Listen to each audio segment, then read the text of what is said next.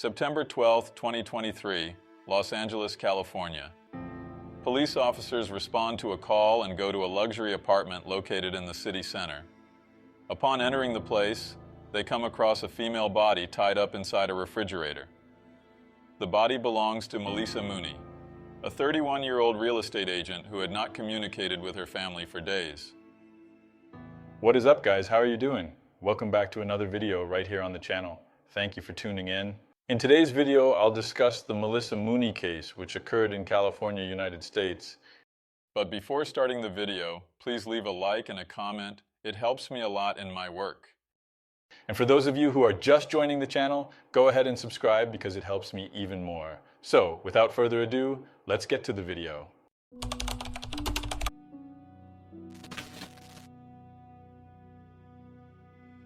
Maleesa Mooney was born on October 16, 1991, and was 31 years old at the time of the events.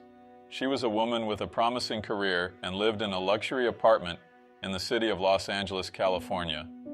Maleesa worked as a real estate agent for a large company and had moved to the city of Los Angeles just a month before what happened. She was the sister of a well-known local singer named Jordine Pauline, considered a Guyanese pop star. Maleesa was also a model for a while, and still had the intention of one day pursuing a career in that field. According to Maleesa's sister, she has always been a dreamer and always tried to keep the family together. On September 6, 2023, Maleesa went out with some friends to a bar and then stayed with them in her apartment until around 4 a.m. That same day, she made a video call with a cousin with whom she spoke for a while. After that, she mysteriously disappeared. On September 10th, Maleesa's sister became very worried because she was unable to speak to her. The sister then decided to inform the police about the situation and asked them to go to Maleesa's apartment to check if everything was okay. Maleesa's sister had no contact with her friends in Los Angeles because Maleesa had only been in the city for 1 month, and her new friends had not yet been introduced to her sister. Because of this, she called the authorities directly as she did not have the contact details of Maleesa's friends. Arriving at the apartment, the police knocked on the door, but there was no response. They thought about breaking down the door to enter the property. However, there were no signs of crime in the area, and as a result, they gave up on the idea. Jordine was warned by the police that things in Maleesa's apartment seemed to be in order and that her sister would probably give news soon. Jordine tried to contact her sister in the following days, but she was unsuccessful. On September 12th, Maleesa's desperate mother contacted the Los Angeles police and asked them to go to her daughter's apartment again, as the family had been unable to speak to her for days. The police officers then went to Maleesa's apartment again, and this time, using a spare key to the apartment that was in the possession of the building's management, they entered the property. Once inside the property, the police began to search the area, and apparently everything was normal, except for one thing. In the kitchen, on a counter, there were various foods that should have been stored in the refrigerator. The police found this very strange, and when they looked towards the refrigerator, they saw that there was a pool of blood underneath it. Already expecting the worst, the police opened the refrigerator, and inside was the body of Maleesa Mooney. Maleesa was gagged. Her hands and feet were tied with wires from electronic devices, and there were several marks of aggression on her body. Furthermore, she was half naked, wearing only underwear. After carrying out an examination of the apartment, Maleesa's body was taken for an autopsy. According to the medical examiner who examined the victim, Maleesa suffered blunt force injuries to her face, head, back, and left arm. For the police, these injuries were the result of a possible fight between the victim and the perpetrator. Although the autopsy did not reveal a clear reason for the death, the medical examiner concluded in the report that it was caused by violence inflicted by another person. A toxicological examination carried out on Maleesa's body found traces of alcohol and also another illicit drug. This indicated that perhaps the victim was not completely sober when he was attacked by the criminal. According to sources, there were no signs that Maleesa was a victim of forced relations.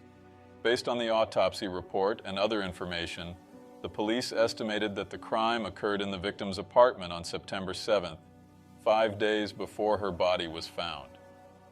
Although the crime was violent, the apartment was in order, but Maleesa's cell phone, her notebook, and a designer bag were taken. In this case, whoever committed the crime did so for financial reasons. Another thing is that the door to the property was locked, and it wasn't Maleesa who locked it, as she was already dead. In other words, the criminal took the trouble to hide the body, get the keys, leave the apartment, and even lock the door so that if anyone went there, they wouldn't find anything, which is what happened to the first police team that was there. There was still the possibility that the criminal could be someone known to the victim. When authorities informed the family about what happened to Maleesa, they were devastated, and if that wasn't enough, the criminal started sending them meaningless messages through Maleesa's cell phone. Jordan Pauline, the victim's sister, used her Instagram to vent about the case. In a post, she said that never in a million years did she think she would have to make that post, and asked for justice for her only sister. She said her heart was broken and she couldn't believe Maleesa would no longer be with us. Bailey Babb, Maleesa's cousin, said Maleesa was not the type to not answer her phone, and that when a week passed, they knew something was wrong. According to her, the woman was very close to the family and called them almost every day. The family also said that Maleesa was approximately 2 months pregnant. However, authorities said that during the autopsy, this was not confirmed, and they cannot say why the family said such a thing. Images from security cameras installed in Maleesa's building showed her walking through the place on September 6th. The images from the following day showed an unidentified man using the victim's key to enter the elevator and then carrying plastic bags into her apartment. Using these images, the police began working to identify this man and subsequently interrogate him. However, while they were investigating the crime against Maleesa Mooney, just 2 days later, another crime happened under similar circumstances. The victim this time was a 32-year-old woman named Nicole Coates. Like Maleesa, she was also found dead in her apartment, but there were no signs of violence on her body. The apartment in which this second crime occurred is located on Grand Avenue in Los Angeles, approximately 0.62 miles from Maleesa's apartment. Police found Nicole's body inside her apartment after the family contacted authorities and informed them that they were unable to speak to the woman, the same way it happened with Maleesa. Nicole was also an aspiring model and intended to pursue a career in the field. Her body was found in the apartment's bedroom on top of her bed. As soon as the media became aware of the two cases, they began to speculate that there was a link between them and that perhaps a single criminal was responsible for both. The authorities, on the other hand, said that there was no physical evidence that the two cases were connected, apart from, of course, small coincidences. They said it was better to wait for investigations and the autopsy report to come to a conclusion. Later, the autopsy report carried out on Nicole Coates' body was ready, and according to it, the woman suffered an accidental overdose. Considerable quantities of alcohol and other substances that were believed to be illicit were found. These substances, along with alcohol and some medications, would have caused Nicole's death. Nicole's family, however, did not accept this version of the authorities. Her mother said during an interview that it didn't make any sense and that she wanted answers. She also said she was outraged that her daughter's case was no longer being investigated as a crime. Nicole's aunt also said that the authorities' conclusion didn't make sense. According to her, Nicole's body was found with one leg extended, as if the woman was kicking someone to defend herself. Nicole's family has no doubts that she was a victim of a crime and not an accidental overdose, as the authorities have claimed. However, this was the official version, and investigations into Nicole Coates' case were not resumed. Returning to Maleesa's case, detectives focused on identifying the unknown man who appears in the camera images from the building where the crime occurred. There were several days of distress and no answers. The residents of the building where Maleesa lived were very scared, and some even moved out of fear. Police gathered several surveillance videos from the building and later asked for the public's help to help identify the unknown man seen in the images.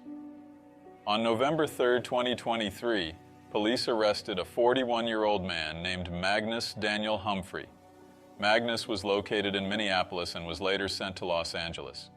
He is believed to have been the perpetrator of the crime against Maleesa Mooney. The police discovered that Magnus was living with Maleesa in her luxury apartment. It is still unclear what their relationship was, but Maleesa welcomed him into her apartment and did not demand anything from the man in return. According to the prosecutor responsible for the case, Maleesa opened her home to this individual on the basis of trust and was rewarded by becoming the victim of a brutal crime. According to the prosecutor, the man took advantage of the woman's fragility to commit the crime and even steal some of her belongings. The justice, however, sentenced him to remain detained without bail until his next hearing. In an interview, Maleesa's family said they are very pleased that the arrest of the person responsible for the crime has been made. The family also said that they do not know the man and do not know how Maleesa met him.